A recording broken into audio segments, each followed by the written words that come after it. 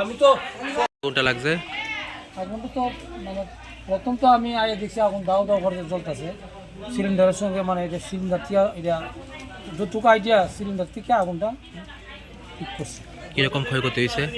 ক্ষতি তো আমার মনে হচ্ছে তো কমপক্ষে 10 লক্ষ টাকা হইব, কারণ কোনো জিনিসপত্র তার কিচ্ছু নেই, কাগজপত্র থেকে ধরে স্বর্ণের জিনিসপত্র যা আছে কিচ্ছু নেই, সব তো ধ্বংস হয়ে যাবে তার ঘর সুদ্ধা।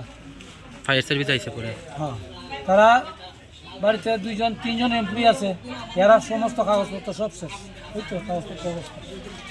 এটা কার বাড়ি এটা? এটা সুজিত দেবনাথের বাড়ি। কোন জায়গা এটা?